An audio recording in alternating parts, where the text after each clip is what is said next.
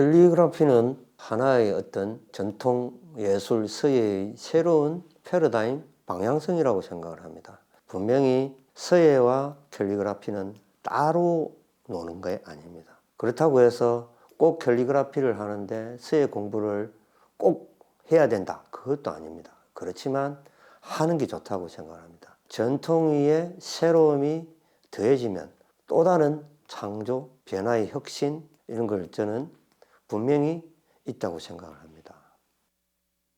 진주시 충무공동에 위치한 한 작업실. 수많은 종류의 붓이 주인공의 직업을 말해준다. 곳곳에 다양한 글씨체의 작품들이 눈길을 끄는 이 공간의 주인공. 그는 누구일까? 네, 안녕하세요. 저는 캘리그라피스트 작가로 활동하고 있는 우재 강봉준이라고 합니다. 고향은 진주지만 공부는 대구 계명대 미술대학교에 가서 서화를 공부를 했습니다. 지금은 지역의 문화예술 발전에 조금이라도 기여하기 위해서 노력하고 있습니다. 캘리그라피는 서예의 영어 표현입니다. 전통예술 서예가 전통예술의 발전에 많은 공을 세웠지만 현대화 산업화되면서 전통이 죽어가는 분위기였습니다. 그래서 서예와 동양화 이런 그림들이 상업적으로 활용하기 위해서 캘리그라피라는 단어를 그대로 쓰게 되었습니다. 지금부터 한 20년 정도 넘어가는 것 같습니다. 서예가이기도 하면서 서예와 캘리그래피 어떤 연결점이 있나요? 제가 고등학교 졸업할 무렵에 대구 계명대학교 미술대학에 서예과가 신설되었습니다.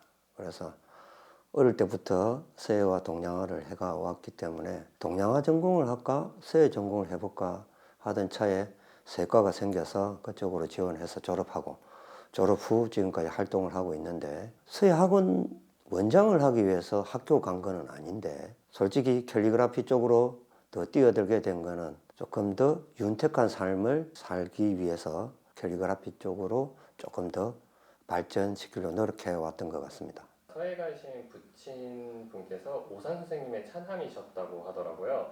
그래서 대학도 계명대 서예과를 졸업하셨고 뭐 이렇게 되다 보니 서예의 대를 잇는 게 숙명처럼 느껴지셨을 것 같은데 아버지께서 그렇게 말씀은 안 하셨지만 어릴 때부터 제가 희오대나 대회를 갈 때마다 엄마는 먹을 갈아주고 아버지는 현장에서 지켜봐주고 자연스럽게 이어졌던 것 같습니다. 그게 지금까지 붓을 잡은 지가 벌써 50년이 되어 가는 것 같습니다. 강승준 선생님한테서 서예란 어떤 의미가 있나요? 어릴 때는 제가 이걸 가지고 직업이 되겠다, 작가가 되겠다 해서 시작한 게 아니라 정말 작고하신 부친께서 붓과의 인연을 만들어줬습니다. 그때는 정말 이게 멋있는 줄도 모르고 어떨 때는 하기도 싫었고, 아버지께서 서예 학원에 보내주고 가시고 나면 쪼르륵 내려가가 옆에 난강 다리목에 오락실을 가기가 일쑤였습니다. 어린애가 붓을 잡고 1시간 이상 앉아 있는 게 요즘 세상에 가당키나 하겠습니까? 그런데 그때는 정말 서예 학원에 서예 인구가 많았고, 지금은 그 대가 끊겨가는 상황인데 우리 전통 서예가 후세대에 잘 연결될 수 있는 가교 역할을 하고 싶습니다. 그것도 제대로. 그렇다면 캘리그래피를 처음 알게 된 계기는? 캘리그라프 단어가 생겨났을 뿐이지 그 이전에도 그런 작업들은 있어 왔습니다. 예를 들어서 시집을 편찬하게 되면 시집 대문 글씨가 필요합니다. 예전에는 그거를 제호라 했는데 캘리그라피 단어가 생겨나면서 그 작업을 한 작가 이름이 책 표지에 남게 됩니다. 그게 사용되기 시작한 단어가 캘리그라피 바이 강봉준 이런 식으로 남게 됐습니다. 명칭만 새로 생겨났을 뿐이지 이전부터 이어왔습니다. 전통의 발전인데 조금이라도 작가가 윤택할 수 있다면 어떤 방향성, 길이 있어야 되는데 전통 서예에서 캘리그라피로 넘어오면서 어떤 방향성이 잡혔다고 생각합니다. 특히 상업적으로 쓰이는 BI, AI 손글씨라고 하는데 그것들이 지금 많이 자리 잡게 되었습니다. 그러면 본격적으로 캘리그래피를 시작하고 관련 활동을 한 건 어떤 계기가 있었나요? 정말 이야기를 정말 해보고 싶었는데 대학 졸업 후 서예 학원을 개업하게 되었습니다. 그런 차에 한 2000년대 초중반 정도 됐을 때 TV를 보니까 이상한 글씨들을 보게 되었습니다. 생명인가로 기억을 하는데 그것을 큰 붓으로 들고 와가지고 광고에 쓰기 위해서 이렇게 희호를 하는 장면을 보게 되는데 나는 뭐 하고 있었지? 이런 생각이 들었습니다. 그래서 그때 서울에 배낭을 메고 올라갔습니다. 그래서 서울에 활동하는 작가 몇 친구들을 만나고 이런저런 이야기를 했는데 그래 서울 쪽의 분위기는 이렇게 많이 바뀌었다. 네가 이제 전화가 오는구나. 전화가 왔을 때 딱 느꼈던 게 너도 이제 세상 밖으로 나오려고 하는구나. 이런저런 이야기하면서 그때 서울 갔다가 내려와서 한 6개월 준비를 했습니다. 내가 전통문화, 전통예술, 서예를 꾸준히 했고 열심히 했는데 새로운 재미있는 일을 나도 같은 길 같지만은 도전을 한번 해보자 해서 이름도 글꼴연구소 붓소리입니다. 붓 하나로 세상에 제대로 소리를 한번 내보자의 의미입니다. 그동안 수많은 다큐멘터리 타이틀 캘리그래피를 맡기도 했던데 이 부분은 어떻게 시작하게 됐나요? 캘리그라피 작가로서 제일 하고 싶어 하는 게 방송 타이틀 손글씨입니다. 예를 들어서 모 방송국에 나오는 팔도밥상, 숨터 이런 것부터 시작을 해서 일단은 작가도 세상에 광고가 돼야지만 또 다른 재미있는 일을 할 수 있으니까 그런 일을 열심히 하다 보니 저한테 기회가 왔습니다. 히말라야 8,000m급을 오르내리는 박정은 대장이라고 있습니다. 그 친구를 생활하는 이야기. 이게 모 방송국의 하얀 블랙홀이었고 또 히말라야 관련 다큐멘터리를 했습니다. 그때 그 친구하고 했던 게 큰 상을 받게 됐습니다. 그럼으로써 그 뒤에 방송 타이틀 일들이 정말 많이 들어왔었습니다. 그래서 이제 나한테 이제 또 다른 또 기회가 열리는구나 그런 생각을 하고 조금 더 마음을 다 잡는 계기가 됐었습니다. 방송 타이틀과 특정 브랜드 로고 등을 캘리그래피로 작업할 때 특히 신경 쓰는 점이랑 차이점이 좀 있나요? 방송 타이틀 캘리그라피는 제일 중요한 거는 글씨가 잘 보여야 됩니다. 그게 이제 전공 용어로는 주목성입니다. 잠시 스쳐 지나갔는데 이 방송 어느 날 하는구나. 그런데 기교를 너무 많이 부리면 안 됩니다. 보이질 않습니다. 기업체나 학교에 쓰이는 BI 로고 같은 경우는 그 로고가 가지고 있는 특징과 역사를 글씨 한두 글자로 만들어내야 되기 때문에 정말 진통이 심한 일입니다. 어떻게 보면 제가 걸어온 길에서 방송 타이틀보다 BI 로고형 글씨가 어려운 걸 많이 느끼고 있습니다. 왜? 그 사장님이 읽어놓은 역사를 갖다가 한두 글자, 두세 글자로 표현을 해야 되니 이만저만 고민이 아닙니다. 쉽게 넘어간 적도 있지만 쉽게 못 넘어간 적도 있습니다.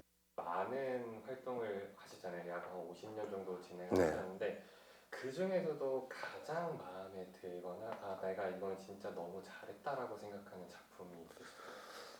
방송 타이틀이 보면 제가 작가의 길을 가는 데 있어서 많은 어떤 연구를 하게 된 길이 됐는데 그 중에서도 K사에서 방송을 한 코리안 지오그래픽이라는 그 10부작 되는 방송이 있습니다. 그 오랜 기간 그 방송을 찍는 사람, 방송 함께하는 분들 그 긴 시간을 제가 글 몇 글자로 제대로 담아낼 수 있을까 했던 것들이 너무나 좋은 방송 영상에 같이 올려져서 거기 또 좋은 결과를 낼 때 아주 저도 작가로서 큰 보람을 느끼고 합니다.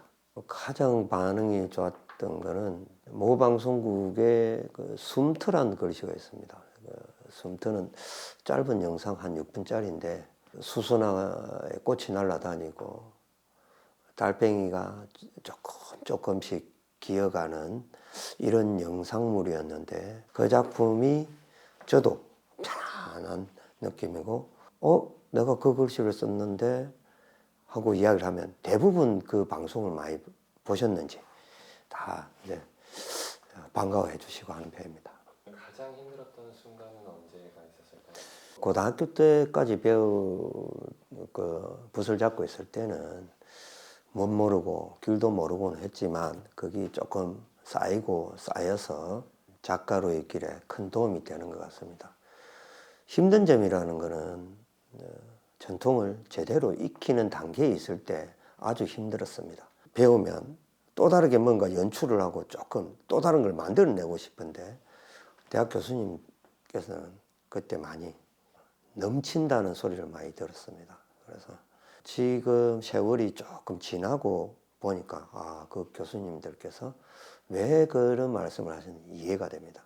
또 다른 걸 만들어내고 창조하고 혁신하고 변화를 준다 하더라도 전통이 수반되지 않으면 모래성이라는 걸 또다시 느끼고 지금 또 많은 제자들을 가르치고 있습니다. 그에 대한 중요성을 저 또한 제일 많이 하고 있습니다. 그런 점이 제일 힘든 점이었고, 그러니까 가르치고 배움이 관계가 좀 힘든 것 같습니다. 10손가락 안 아픈 손가락이 없는데 누구 하나 제자 신경 쓰고 누구 하나 제자를 등한시한다든가 그런 건 없는데 혹시 내가 한 말이 마음에 상처가 될는지 이 붓을 잡는 게 뭐 큰일이라고 한 번씩 말을 조금 심하게 하고 나면 저도 가슴 앓이를 좀 하는 편입니다. 그때 조금 힘듭니다. 그러면은 지금 현재 고향 진주에서는 어떤 활동들을 하고 있는지 좀 알 수 있을까요? 진주문화예술재단 이사로 활동을 하고 있습니다. 진주 난강유등축제를 주관하는 예술재단입니다. 진주 난강유등축제에 필요한 관광상품이나 또 현장에서 필요한 상품들을 개발 연구하는 역할을 하고 있고, 진주의 봄축제라고 할 수 있는 진주농계제에서는 우리 서화를 가지고 외국 관광객들에 맞는 체험 상품을 만들어서 그런 역할을 하고 있고, 한 두세 달 뒤에 또 진주 국가유산 야행이 진행될 겁니다. 진주성 안에도 국가유산이 될 만한 것들이 참 많습니다. 그래서 그거를 대외적으로 알리고 왜 소중한지 진주성에서 또 다른 프로그램을 지금 준비하고 있습니다. 이번에는 선생님이 가장 잘하시는 캘리그래피를 좀 직접 보고 싶은데 네, 혹시 좀 볼 수 있을까요? 네, 한번 해보겠습니다. 서예로 시작해 캘리그래피 대표 작가로 자리 잡은 그의 실력을 엿볼 차례. 준비한 재료에도 의미가 있을 듯한데 재료는 어떤 재료를 쓰시나요? 전통 서예에서 쓸 수 있는 이제 문방사우, 지필무견을 기본으로 써대 동양화 물감과 또 때로는 아크릴 물감 여러 가지 쓰고 있습니다. 지금은 우동사리 전통 먹으로 한번 작업을 해보겠습니다.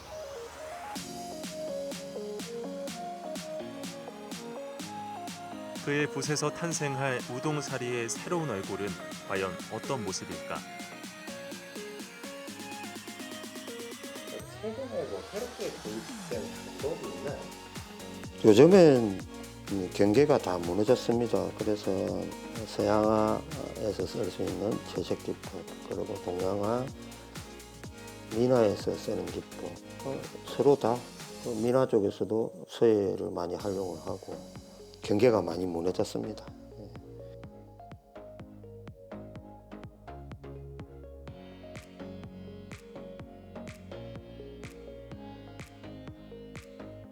우동사리가 우리 동네 살아가는 이야기로 저는 알고 있습니다. 그래서 지금 우자에 동네 분들 손잡고 있는 걸 한번 넣어봤습니다. 그리고 리자에는 전봇대 느낌이 한번 넣어봤습니다. 사람만 살아가는 게 아니라 동네에 새들도 있겠죠. 처음에 이제 이렇게 캘리그래피를 진행하실 때 네. 처음에 구상할 때는 어떤 점을 특히 고려해서 작업을 시작하시나요? 브랜드면 브랜드가 최고로 가지고 가는 게 뭔지, 우리 글씨 안에서 또 어떤 형상이 나올 수 있을런지 그런 걸 많이 고민을 하는 편인데, 지금 우동사리 같은 경우에는 좀 즐겁게 살아가자의 의미로 우자도 가로액이 팔을 들고 있고 동자도 함께 즐겁게 가자로 팔을 들고 있습니다. 그리고 우자의 세로액도 사람의 몸짓이 보이고 사자도 그렇습니다. 점 하나만 찍고 신발을 신겨서 배낭을 메고 어디론가 가고 있는 그렇게 표현을 해봤습니다. 우동사리 느낌하고 작가 입장에서는 어울리는 것 같는데 어떻게 보실는지를 모르겠습니다. 아이디어는 어디서 영감을 받으세요? 저는 예전에 저 책이 필요하면은 헌책방을 자주 갔었습니다. 요즘은 자주 가지를 못하는데 보수동 헌책방이라든지 대구 쪽에서 헌책방 가서 자료도 좀 많이 구해서 많이 보고는 했는데 그 모든 것들이 시간들이 쌓이고 쌓여서 지금은 이제 모든 게 형상으로 보이고 글씨로 보이고 그런 것 같습니다. 지금 우동사리도 급박하게 제가 제안을 받았지만 그냥 머리에 있는 것 그대로 나온 겁니다. 어떻게 보실지는 모르겠지만 대부 퍼포먼스를 진행을 하셨더라고요. 네. 그게 조금 인상적이었는데 하게 된 계기가 있으신가요? 지역에서 제일 먼저 했던 거는 진주 농계 가락지 날이라고 있습니다. 해마다 있는데 8월 8일 8시 8분 8초에 개막하는 그런 좋은 행사가 있는데 사무국에서 광 선생님 와서 진주 난강변에서 큰 붓 한번 들어서 진주 농계 정신을 한번 큰 붓으로 전해달라 해서 오케이 하고 나니 그 당시에 제가 밖에서 할 수 있는 대붓이 없었습니다. 그래서 대구까지 모 선생님한테 빌리러 갔다가 술 마시고 빌리고 온 기억이 있습니다. 그래서 이제 보는 관객들이 소름 끼쳤다고 그 말을 많이 들었습니다. 그 지역에서는 그때 제일 먼저 붓을 들게 된 계기가 되어가지고 사극형 영화가 있는데 조선 말에 우리 대한민국에 첫 전기가 들어올 때 그때 연호를 쓰는 장면을 연출을 해달라 그래서 출연을 했던 기억이 있습니다. 그게 대한 강무라고 크게 썼습니다. 대부 퍼포먼스에서 가장 중요하게 생각하시는 점은 어떤 게 있을까요? 문화예술 쪽이면 약간 그림도 가미를 하면서 그 협회들이 이끌어가는 정신성을 대붓으로 연결을 해주려고 하고 행사에 맞는 뜻을 먼저 전달하는 게 대붓 퍼포먼스입니다. 이런 활동을 하는 이유는 어떤 이유가 있으실까요? 지역이 가지고 있는 지역 문화의 예술을 가미시켜서 알게 하자가 먼저인 것 같습니다. 처음 프로그램이라 하면 애들이나 어른들한테 붓을 지어주면서 아무렇게나 해보세요. 이거는 처음이 아니라고 봅니다. 지역이 가지고 있는 뜻을 알게 하기 위해서 조금 쉬운 프로그램을 항상 연구하고 발전시키는 그런 역할을 하고 있습니다. 더 많은 지역 주민들이 서예와 캘리그래피의 매력을 느낄 수 있게 그는 적극적으로 주민들 곁으로 다가서고 있다. 이곳은 어떤 곳인가요? 여가를 즐길 수 있는 문화센터라고 보면 됩니다. 직장인도 있고 주부도 있고 평소에 어떤 수업들을 가르치시나요? 전통 서예를 가르치는 반도 있고 캘리그라피를 주도적으로 공부시키는 것도 있고 그리고 또 캘리그라피와 서예를 동시에 가르치는 것도 있고 그리고 제 작업실에서는 저하고 같은 길을 가려고 하는 친구들 매진할 수 있는 친구들을 또 좀 가르치고 있고 외부 출강은 여러 곳에서 하고 있습니다. 오늘 수업은 캘리그라피 수업인데 한 2, 3주 뒤에 작은 전시가 있습니다. 그러니까 날이 더워지고 하니까 여러 부채 형태에다가 작품을 해서 선을 보이는 작은 전시 준비 위주로 지금 진행이 될 겁니다. 작업실만이 아니라 백화점 문화센터 등 외부 출강을 통해 시민들이 손쉽게 서예와 캘리그래피를 접할 수 있게 하고 있다. 선생님은 캘리그래피를 하게 된 계기 저는 취미생활을 만들고 싶었는데 이왕이면 내 마음을 글로 풀어낼 수 있는데 글도 그리면서 그림도 그리고 이렇게 조금 더 다채롭게 내 마음과 생각을 풀어내고 싶었던 걸 찾던 와중에 이제 캘리그라피라는 걸 알게 됐는데, 진주에 또 강봉준 선생님이 워낙 유명하시기도 하고 길거리나 아니면은 뭐 진주성만 가도 선생님 작품들이 많으니까 선생님 작품들을 보면서 아, 저분께 배우면 좋겠다 이렇게 생각을 하다 보니까 여기까지 오게 됐습니다. 수업을 하실 네. 때 학생들한테 가장 중요시하게 강조하는 거는 어떤 게 있을까요? 제자들이 다 잘하면 좋은데 또 이제 문화센터나 저 밖에서 이루어지는 수업들이 어떻게 보면 그분들의 힐링 시간인데 너무 열심히 해라 강조하기도 그렇습니다. 쉬어가면서 나의 또 특기도 한번 살리는 그런 자리. 뒤에 나이가 조금 들었을 때도 내가 뭔가 정적인 거 하나 가질 수 있는 그런 거였으면 좋겠습니다. 그게 캘리그라피가 딱인 것 같습니다. 캘리그라피를 하게 되면 책을 함께 보게 되어 있습니다. 평소에 바쁜데도 열심히 이렇게 나와주세요 하는 제자들 고맙고 이 자리를 빌어서 제가 더 열심히 해야 되겠다는 생각이 많이 듭니다.